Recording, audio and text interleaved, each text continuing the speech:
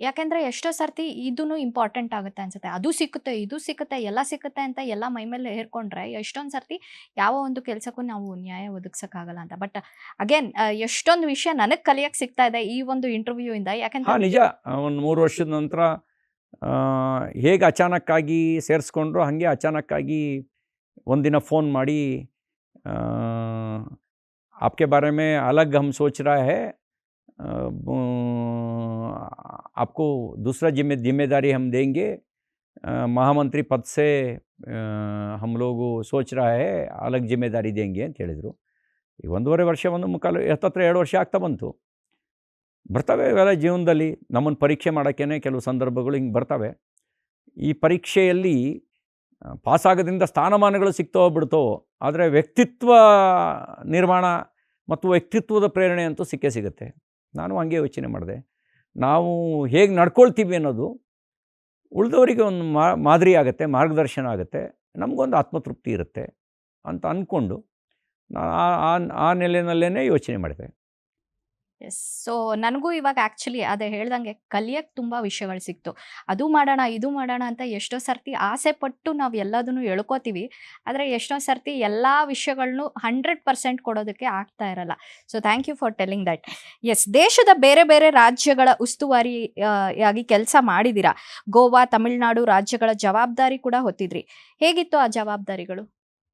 ಗೋವಾ, ತಮಿಳುನಾಡು, ಮಹಾರಾಷ್ಟ್ರ 3 ರಾಜ್ಯಗಳ ಸಂಘಟನಾ ಜವಾಬ್ದಾರಿ ಇತ್ತು. ಅದಕ್ಕೆ ಮುಂಚೆ ಅಂಡಮಾನ್ ನಿಕೋಬಾರ್ನಲ್ಲಿ, ಕೇರಳದಲ್ಲಿ ಕೆಲವು ಕಾಲ ಕೆಲಸ ಮಾಡಿದ್ದೆ. ಒಂದೊಂದು ಹೊಸ ಅನುಭವ. ಭಾಷೆ ಗೊತ್ತಿಲ್ಲದೆ, ಭಾವನೆ ಸಂಪರ್ಕದಲ್ಲಿ ಮಾತ್ರ ಕೆಲಸ ಮಾಡಬೇಕಾದಂಥ ಪರಿಸ್ಥಿತಿಯಲ್ಲಿ ಒಂದು ರೀತಿ ಹೊಸ ಅನುಭವ. ನಾವು ಅಂದ್ಕೊಂಡಂಗೆ ಇರಲ್ಲ. ಹೊರಗಡೆ ನೋಡಿದ್ರೆ ಏನು ಅನ್ನಿಸ್ತಾರೆ, ತಮಿಳುನಾಡು ಜನ ಭಾಳ ಅವರು ಭಾಷಾ ಪ್ರೇಮಿಗಳು, ಅವ್ರ ಜೊತೆಯಲ್ಲಿ ವ್ಯವಹರಿಸೋದೇ ಕಷ್ಟ ಅಂತ ಹೇಳ್ತಾರಲ್ಲ, ಹಾಗೇನಿಲ್ಲ. ನಾನು ತಮಿಳ್ನಾಡಿಗೆ ಹೋಗಿ ಕೆಳ ಹಂತದಲ್ಲಿ ಕಾರ್ಯಕರ್ತರ ಜೊತೆ ಕೆಲಸ ಮಾಡಬೇಕಾದ್ರೆ ಅವ್ರಿಗೆ ನಾನು ಹೇಳ್ತಾ ಇದ್ದೆ, ನಲ್ಲ ತಮಿಳು ಪೇಸುವರಾದು, ನಾನು ಕನ್ನಡದಲ್ಲಿ ಪೇಸುವರೇನು ಅಂತ ಹೇಳಿದ್ರೆ ಅವ್ರು ಹೇಳೋರು, ಅಣ್ಣ ಅಣ್ಣ ಪೇಸುವರ್ ಅನ್ನೋರು. ಅಂದರೆ ನೀವು ಮಾತಾಡಿ ಅಂಥೇಳಿ ಅವರಿಗೆ ಒಪ್ಕೊಳ್ಳೋರು. ಇನ್ಯಾರೋ ಬಂದು ಕನ್ನಡದಲ್ಲಿ ಟ್ರಾನ್ಸ್ಲೇಟ್ ಮಾಡೋರು. ಆದರೆ ಹೊರಗಡೆ ಕನ್ನಡನಲ್ಲಿ ನಾನು ಮಾತಾಡಿದ್ದನ್ನು ತಮಿಳಿಗೆ ಟ್ರಾನ್ಸ್ಲೇಟ್ ಮಾಡಿ ಮಾತಾಡೋರು. ಅದು ಹೊರಗಡೆ ವಾತಾವರಣ ಏನಿದೆ, ತಮಿಳುನಾಡು ಜನ ಭಾಳ ಅವರು ಭಾಷಾ ದುರಭಿಮಾನಿಗಳು ಅಂತ. ಹಾಗೇನಿಲ್ಲ. ಭಾರತದ ಒಂದು ವಿಶೇಷತೆ ಇದೆ ರೀ. ಭಾರತೀಯತೆಯೇ ನಮ್ಮ ರಾಷ್ಟ್ರವನ್ನು ಕನೆಕ್ಟ್ ಮಾಡುತ್ತೆ. ನಿಮಗೆ ಈ ಭಾಷೆ ಒಂದು ಮಾಧ್ಯಮ, ನೋ ಡೌಟು. ಆದರೆ ಅದನ್ನು ಮೀರಿದ ಭಾವನೆಗಳಿದಾವಲ್ಲ, ಅದು ನಮ್ಮ ದೇಶದಲ್ಲಿ ಕನೆಕ್ಟ್ ಮಾಡುತ್ತೆ. ನಂಗೆ ತಮಿಳ್ನಾಡಿನಲ್ಲೂ ಹಂಗೆ ಕಾರ್ಯಕರ್ತರ ಜೊತೆ ಕನೆಕ್ಟ್ ಆಗೋದಕ್ಕೆ, ಮಹಾರಾಷ್ಟ್ರದಲ್ಲೂ ಕಾರ್ಯಕರ್ತರ ಜೊತೆ ಕನೆಕ್ಟ್ ಆಗೋದಕ್ಕೆ, ಗೋವಾದಲ್ಲೂ ಕನೆಕ್ಟ್ ಆಗೋದಕ್ಕೆ ಸಹಾಯ ಮಾಡ್ತು ನಮ್ಗೆ. ಹಂಗಾಗಿ ಏನು ಸಮಸ್ಯೆ ಅಂತ ಅನ್ನಿಸ್ಲಿಲ್ಲ. ಇದಲ್ಲದೆ ಚುನಾವಣಾ ಉಸ್ತುವಾರಿಯಾಗಿ ಗುಜರಾತು, ಉತ್ತರ ಪ್ರದೇಶ್, ಮಧ್ಯಪ್ರದೇಶ್ ಇವು ಸೇರಿದಂತೆ ಹಲವು ರಾಜ್ಯಗಳಲ್ಲಿ ಕೆಲಸ ಮಾಡಿದ್ದೀನಿ. ಒಂದು ಅನುಭವ. ಅಲ್ಲಿ ಎಕ್ಸ್ಪೀರಿಯನ್ಸು ಸಿಕ್ಕಿದೆ, ಎಕ್ಸ್ಪೋಜರು ಸಿಕ್ಕಿದೆ. ಎಸ್, ಭಾಷೆಗಿಂತ ಭಾವನೆ ಇಂಪಾರ್ಟೆಂಟ್ ಅಂತ.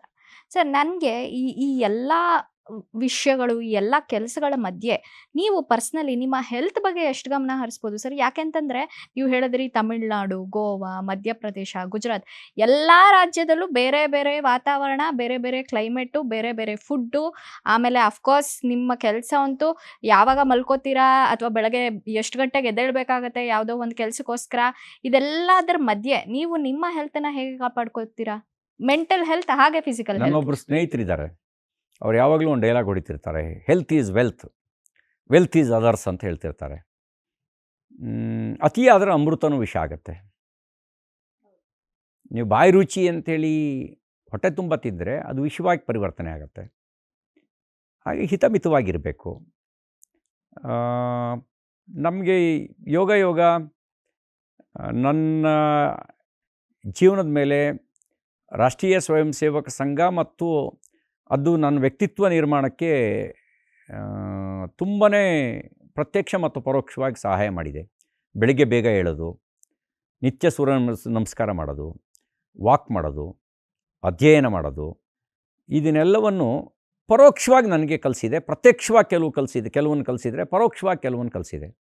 ನಾನು ಎಲ್ಲೇ ಇದ್ದರೂ ಎಷ್ಟೇ ಒತ್ತಡ ಇದ್ದರೂ ಎಲೆಕ್ಷನ್ ಟೈಮಲ್ಲೂ ಕೂಡ ಸೂರ್ಯ ನಮಸ್ಕಾರ ನನ್ನ part and parcel of daily life. ಅದನ್ನು ಮಾಡ್ತಾನೆ ಮಾಡಿದ್ದೀನಿ. ಪ್ರಾಣಾಯಾಮ, ಸೂರ್ಯ ನಮಸ್ಕಾರ, ನನ್ನದೇ ಆದಂಥ ಒಂದಷ್ಟು ಮೆಥಡ್ನೇ ಅಳವಡಿಸ್ಕೊಂಡಿದ್ದೀನಿ. ನಾಡಿ ಶುದ್ಧಿ ಕ್ರಿಯೆಗಳು ಇವುಗಳನ್ನು ಮಾಡ್ತಾ ನಿಯಮಿತ. ಮತ್ತು ಅತಿಯಾಗಿ ಮಸಾಲೆ ಇತ್ಯಾದಿ ಏನು ತಗೊಳ್ಳದೇ ಇರೋದ್ರಿಂದ ಆರೋಗ್ಯ ಕೆಡಿಸ್ಕೊಂಡಿಲ್ಲ. ಹಿತಮಿತ ಎಷ್ಟು ಬೇಕು ಅಷ್ಟು ಮಾತ್ರ ತಗೊಳ್ತಾ, ಹೆಚ್ಚಿನ ಭಾಗ ಹೊರಗಡೆ ಹೋಟೆಲ್ ಊಟಗಳನ್ನು ಕಡಿಮೆ ಮಾಡಿ, ಪ್ರವಾಸ ಇದ್ದರೂ ಕೂಡ ಅಲ್ಲಿ ಯಾವುದೋ ಕಾರ್ಯಕರ್ತರ ಮನೆಯಲ್ಲಿ ಮುಂಚೆನೇ ಹೇಳಿ ಇದೆಲ್ಲ ವ್ಯವಸ್ಥೆ ಮಾಡಿಕೊಂಡು ಅದು ಕಷ್ಟ ಅನ್ನೋ ಕಡೆಗಳಲ್ಲಿ ಹಂಪಲುಗಳಿಗೆ ನಾನು ಸೀಮಿತಗೊಳಿಸ್ಕೊಂಡು ಇದುವರೆಗೂ ಯಾವುದೋ ಮೇಜರ್ ಕಾರಣಕ್ಕೆ ಆಸ್ಪತ್ರೆಗೆ ಹೋಗುವಂಥ ಪರಿಸ್ಥಿತಿ ಬಂದಿಲ್ಲ.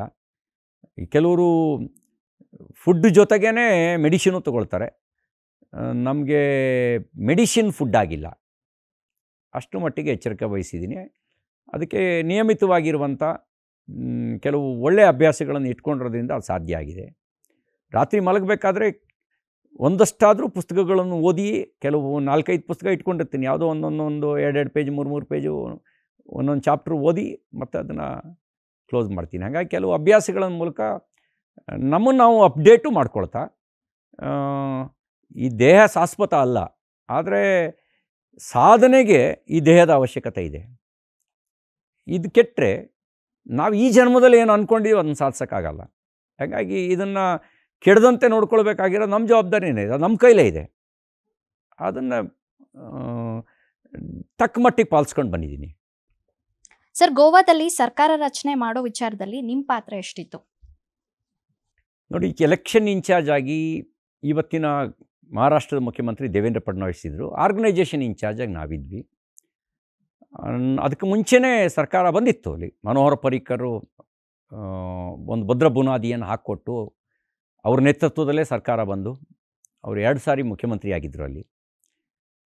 ನಮಗೆ ಮತ್ತು ಸರ್ಕಾರವನ್ನು ತರುವಂಥ ಒಂದು ಚಾಲೆಂಜ್ ಇತ್ತು. ಆ್ಯಂಟಿ ಇನ್ಕಂಬ್ರೆನ್ಸಿಯಿಂದ ಹೊರಗೆ ತಂದು ಸರ್ಕಾರನ ತರಬೇಕಿತ್ತು. ನಾವಲ್ಲಿ ಸ್ಟ್ರಾಟಜಿನೇ ಚೇಂಜ್ ಮಾಡಿದ್ವಿ. ನಾನು ಮತ್ತು ದೇವೇಂದ್ರ ಫಡ್ನವೀಸು ನಾವಿಬ್ಬರು ಇಬ್ಬರ ವೇವ್ ಲೆಂತ್ ಚೆನ್ನಾಗಿತ್ತು. ನಾವು ಮೈಕ್ರೋ ಮ್ಯಾನೇಜ್ಮೆಂಟ್ ಕಡೆಗೆ ಲಕ್ಷ್ಯ ಕೊಟ್ವಿ. ಆ ಮೈಕ್ರೋ ಮ್ಯಾನೇಜ್ಮೆಂಟ್ ಕಡೆಗೆ ಲಕ್ಷ್ಯ ಕೊಟ್ಟಿದ್ದರಿಂದಾಗಿ ನಮಗೆ 20 ಸ್ಥಾನ ಬಂತು. ಆಮೇಲೆ ಉಳಿದವ್ರನ್ನೆಲ್ಲ ಸೇರಿಸ್ಕೊಂಡು ಇವತ್ತು 29 ಜನ ಶಾಸಕರು ಅಲ್ಲಿ ನಮ್ಮ ಜೊತೆಗಿದ್ದಾರೆ, ಔಟ್ ಆಫ್ 40. ಆವಾಗ ಕರ್ನಾಟಕದಿಂದ ಒಬ್ಬರು ಕಾಂಗ್ರೆಸ್ನ ಉಸ್ತುವಾರಿಯಾಗಿದ್ದರು. ಅವ್ರ ಸರ್ಕಾರ ಬರುತ್ತೆ ಅಂತ ಮುಂಚಿತವಾಗಿಯೇ ಒಂದು ಸ್ಟೇಟ್ಮೆಂಟ್ ಕೊಟ್ಟು ಸ್ಪೆಷಲ್ ಏರ್ಕ್ರಾಫ್ಟ್ ತೊಗೊಂಡು ಬಂದಿದ್ದರು. ಶಾಸಕರನ್ನೆಲ್ಲ ಬೆಂಗಳೂರಿಗೆ ಶಿಫ್ಟ್ ಮಾಡ್ತೀವಿ ಅಂಥೇಳಿ. ಆದರೆ ಕ್ಲಿಯರ್ ಮೆಜಾರಿಟಿನ ಗೋವಾದ ಜನ ನಮಗೆ ಕೊಟ್ಟರು.